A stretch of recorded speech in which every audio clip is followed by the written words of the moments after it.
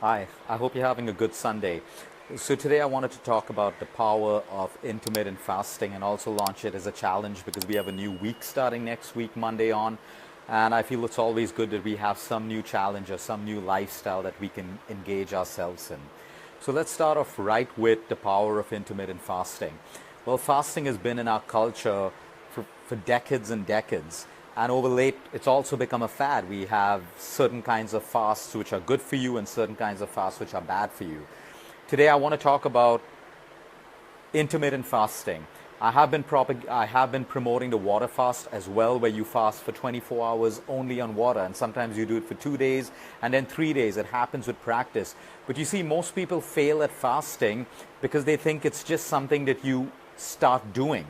But you have to understand, according to your lifestyle, your situation, the kind of work that you do, the kind of environment that you live in, the kind of stress levels that you currently have. Do you have a medical condition? Do you have a lot of weight to lose? Everything always has to be personalized. So all the information that I talk about is generic in nature. Now you need to understand that you need to see if that works for you and your lifestyle, your body type, your mind, your emotional health at that particular point, and then do it. And that's why most diets fail, because people take a diet, they do a diet without seeing, is it personalized for my body type or for my current lifestyle? Well, intermittent fasting plays a role, right? From hair loss to losing weight, to cancer, to diabetes, to cardiovascular problems, to kidney problems, you name it, and fasting has its place in healing. I do a lot of work in Mexico, and what Mexico has that the world doesn't have is something called fasting incubators. They have these little fasting pods where people can go in an environment where you're surrounded by nature, where you don't have the smell of food, there's no noise from the city, and you fast for 9 days, 10 days, 15 days, 20 days, and 30 days. And we've seen how people's cancers get better. We've seen how people get their eyesight back. People who have not heard for years from one particular ear get their hearing back, because fasting has the power to heal. And let me explain how that works. You see, your digestive system uses almost 75 to 80% of your body energy, which means you have roughly 20% or 15% of energy for all of your other activities, including your mental and emotional mind, which requires a lot of energy through every point of the day. Now, what happens is, if you notice, when an animal, or for that matter, a human being falls sick, in most cases, you lose your appetite first. This is the human body's natural defense mechanism to protect and to heal. By cutting down appetite, what happens is your digestive system slows down and eventually shuts down. And all that energy, be it 60 or 70 or 80% of that energy, now goes towards healing you. It's your immunity working. You see, every symptom that you have, most symptoms that you have, is your body doing the right thing for you at the right time. But we humans like to interfere with that symptom. We immediately want to jump up and try and repair it or heal it or treat it with a tablet or a pill, and that's where we compromise immunity. Most symptoms is your body doing the right thing for you at the right time. A fever, increased energy because certain pathogens, bacteria, and viruses cannot survive at a particular temperature. So your body raises your temperature to 100 or 101 or 102 or 103 or even 104 degrees to do its work to protect you. Okay, we have diarrhea. Your body's trying to push out. It's trying to eject some bug that you have, some stomach bug that you picked up from food or the air that you breathe or something that you're on. Okay? So when we vomit as well, vomiting is the body's natural mechanism to push something out of your system. It's good, we should go through these symptoms at times, and when it becomes unbearable or when it becomes something that you need to treat it, you treat it at the right time. But we human beings have become so used to comfort and convenience, and we can't live 15 minutes or 30 minutes being uncomfortable. We are trained to be comfortable all the time, because you look around the world, everyone, every business, whatever anyone is trying to do is to sell you comfort, because we human beings look to buy comfort. We human beings look to buy convenience.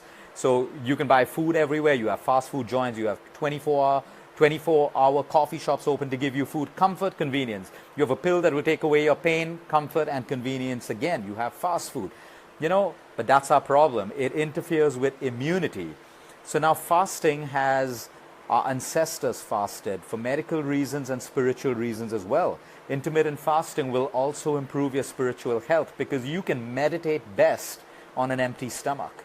You can meditate best when you're not breaking down those carbohydrates and sugars and proteins and all of that stuff, which also requires brain function and keeps sending signals and hormones to your brain, because digestion does just that. So it improves your spirituality as well, because you try fasting and then you try meditating while you're fasting, and you will notice a remarkable difference. Anyway, let's talk about how you do intermittent fasting. So we're looking at a 14-hour window or a 16-hour window of complete fasting. India, we've got it wrong when we come to fasting. I meet so many people who come to me with weight loss issues and diabetes, and they say, oh, we fast 2 days in a week. And I'm like, you shouldn't be here then. But then their fast has fruits and fruit juices and nuts, or some people even who have something called a sabudana fast, where they're eating only sabudana throughout the day.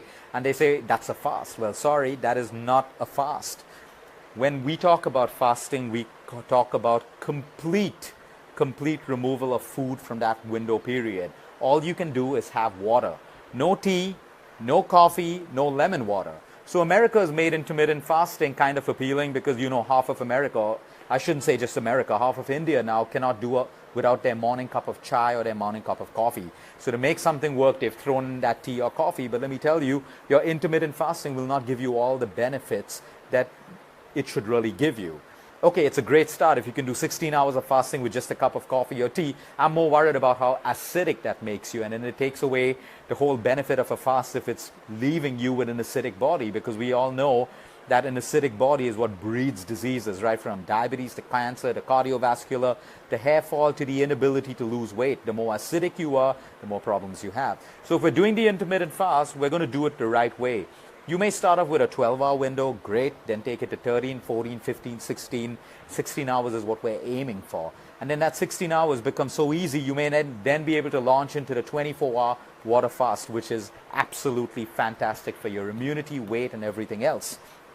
So for example, today, if we finish our dinner by 8 o'clock tonight, 8 o'clock tomorrow morning will be 12 hours. Add 4 hours to that, so that's 8 to 9, 10, 11, 12. At 12 o'clock, you have your lunch or you have your breakfast. However, it fits into your day. So for 16 hours, you have only water. Okay? Fasting is natural to us. If you look, we sleep for usually 7 to 8 hours. That's recommended for good health anyway. That's a period of fasting anyway. That is a period of fasting. Your body automatically puts you in a fast when you're sleeping, because detoxification happens while you sleep, which is why when you wake up in the morning, you have dirt in your eyes, your mouth smells, your first urine is warm and more acidic. It signifies that there was a detoxification process that happened while you slept.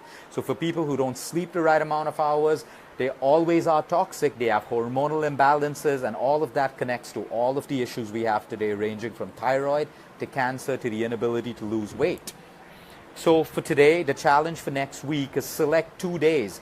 I recommend 3 days because, believe me, by the third day, you realize how easy intermittent fasting is, and then you can make it a way of life, or you can choose to do it every Monday or Tuesday after your weekend, or do it after a holiday. You fit it into your lifestyle. If I say do it on Tuesday, you don't have to do it on Tuesday. You can do it on Wednesday. You can do it on Saturday. You can do it on Sunday. What I need you to understand is the concept and how it works for your body.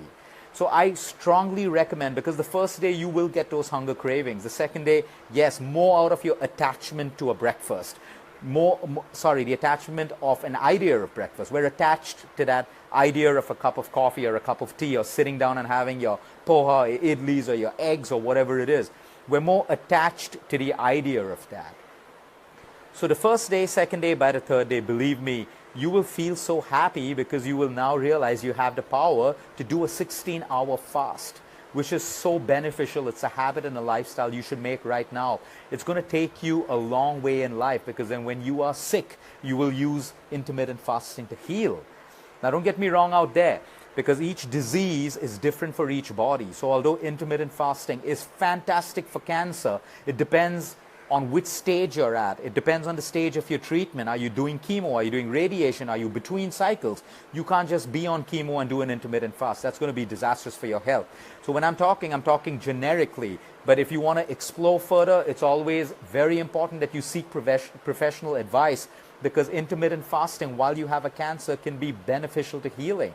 Diabetes as well, but the first question for many people who have diabetes who are watching this right now, what about my sugar levels? What about my medication? Well, guess what? You got to track it. You got to start looking at how your sugar levels get impacted when you fast. Your first fear will be, will I go into hypo? Yeah, you may go into hypo depending on your stage of diabetes right now, but that doesn't mean that you don't explore it under supervision.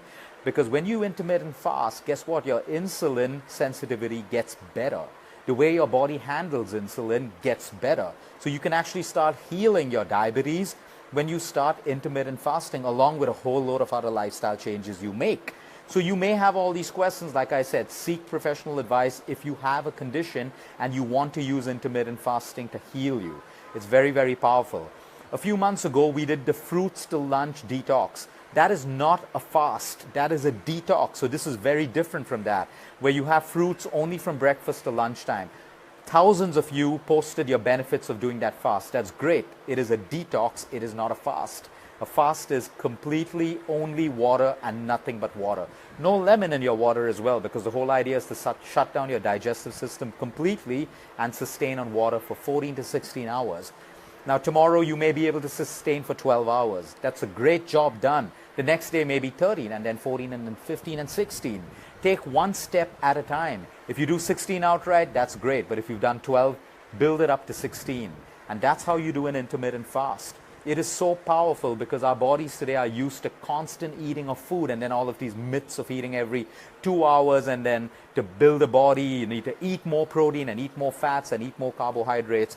But if you're that person who wants to look at increasing the quality of your life and the length of your life, you will find that calorie restriction is the way forward, which means you don't eat to starve, but you eat exactly how much your body needs, and sometimes you put it into a phase of fasting. Because while you fast, so much of repair work happens in your body. There are new cells that are being regenerated. Your immune system is being regenerated, which is why fasting is fantastic for your immunity. Have a good Sunday, everyone. Join me in this challenge starting from tomorrow, be it 1 day, 2 days, or 3 days. Intermittent fasting from the time you finish dinner tonight, 16 hours or 14 hours. That's when your next meal is going to be. Start off with a breakfast, start off with a lunch, wherever you are. You may want to start off with a fruit, simple carb, line your stomach, and then move on to a meal. You don't want to start off with a spicy meal. You definitely don't want to break your fast with junk food. Have a good evening, everyone. Until next time, eat smart, move more, sleep right, and breathe deep.